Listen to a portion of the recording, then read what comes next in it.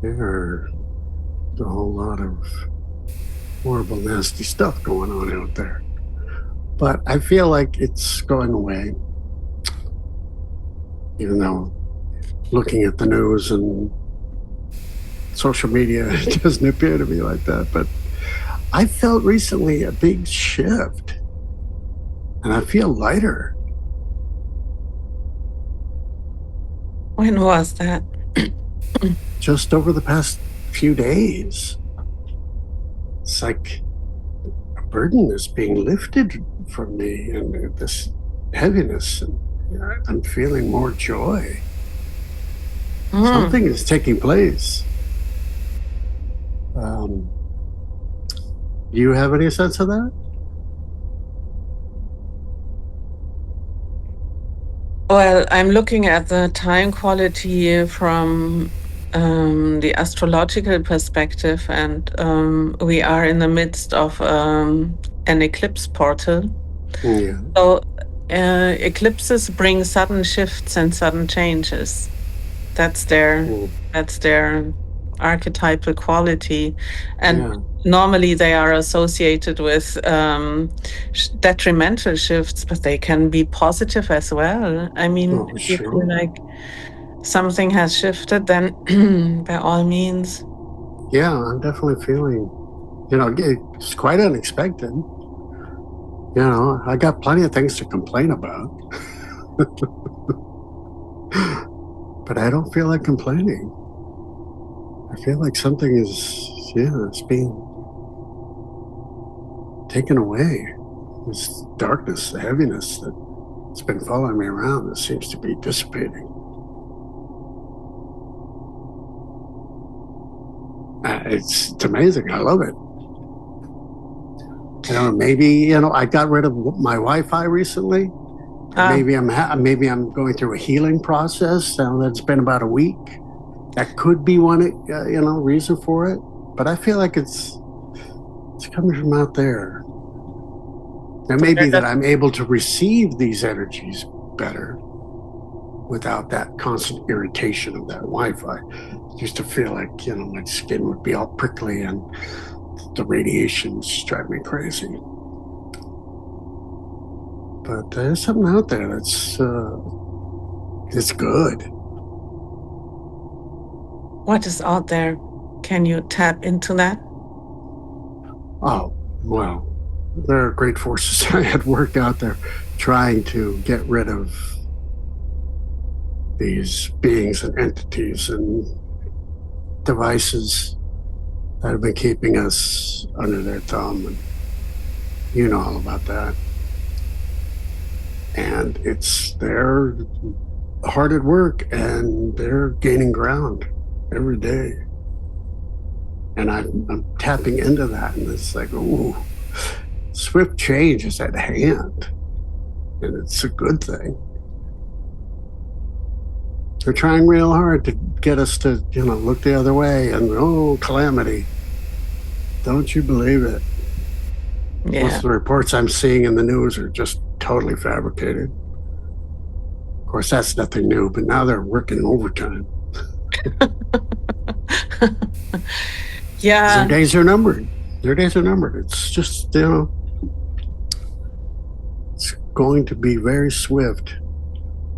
And the big changes that we saw in the past, with the lockdowns and all that, how the whole world shifted on a dime and suddenly everything was different, the whole world all at once. Yeah, it's going to be like that. Only this one's going to make you happy. I remember last solstice, we had, it was before, but during solstice, there was this sudden change in the emotional atmosphere, if you wish, where we felt this serenity and this calmness and this joy. And I remember that we talked about it and we said, this is something that has to do with the greater happenings unfolding, let's say. Mm-hmm. And there was a moment in spring again, and then nothing. So is this connected? Do you have an? Well, connected. Yeah, Everything's connected. yeah, of course, but to this sensation of last solstice. Hmm. Well, it's a progression, and what's happening now is this new energy. Hmm. It's not that it's disconnected, but this is a new phase of the operation. So I'm not exactly sure how to answer you in the way that your lot would want me to. There's a great operation out there, and we're seeing a lot of things come in. And those of us who pay attention to space and all the things that are happening out there, it's all coming in hard and fast. There's still a great deal of distortion trying to keep us from seeing what's out there. But those machines are being disabled.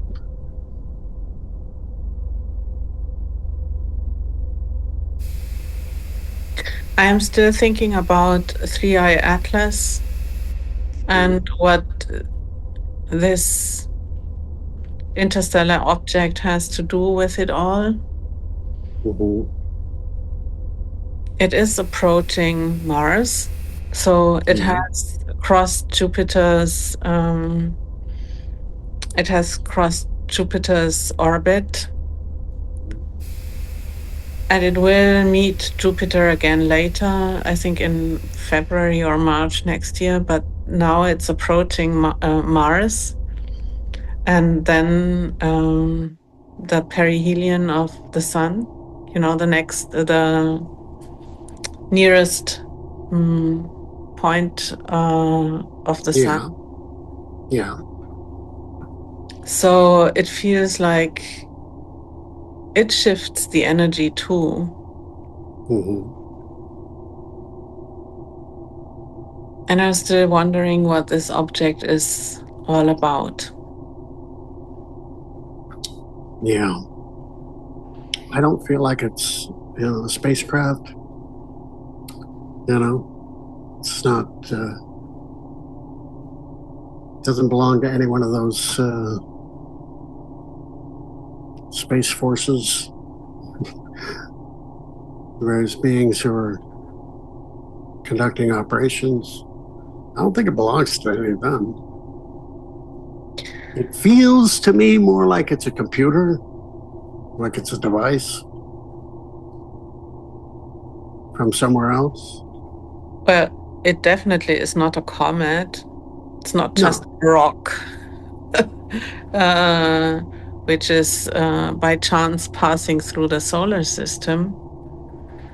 It feels like, a computer, I don't know, but maybe a probe or even something that is not only collecting data, but also dispersing data. Yeah. Like in the fourth Star Trek movie, where there was a probe and nobody knew who it belonged to, what it was here for. It was ancient. You remember that movie? No. And it came here to communicate with whales.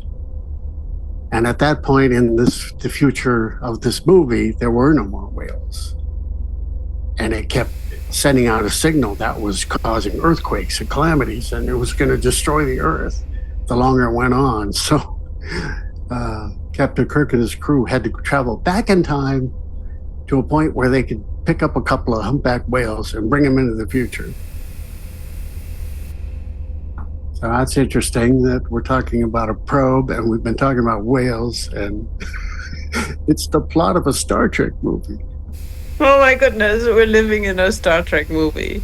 Yeah. We've been living in that all along. Well, we know that Gene Roddenberry is the guy who invented. Yeah. He was informed about a lot of stuff. Oh yeah.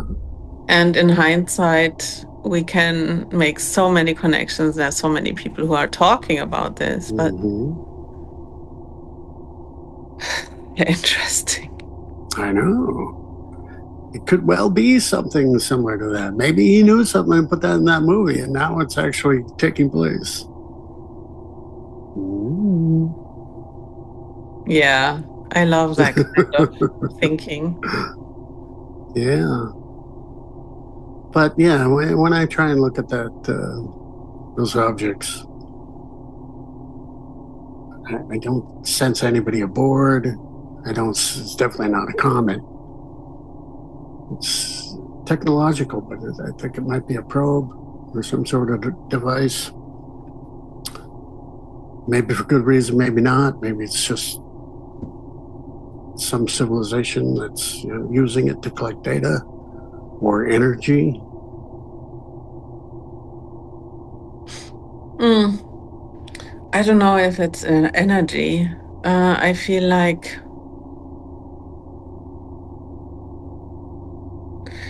I don't feel like it's well, it could collect data, but on the other hand, it is. I think it's more here to give us more information of some kind, upgrade the Yeah, solar system.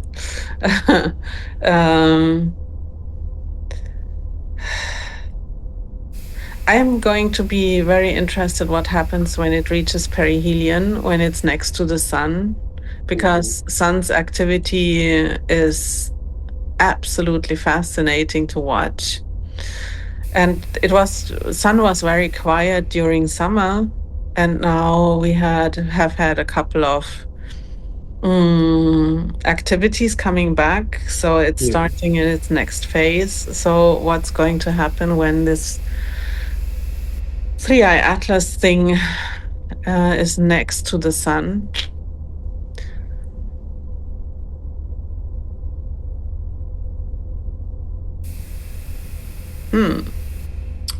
Well, we shall see. I think we're going to be seeing an awful lot of things, a lot of surprising things for the rest of the year.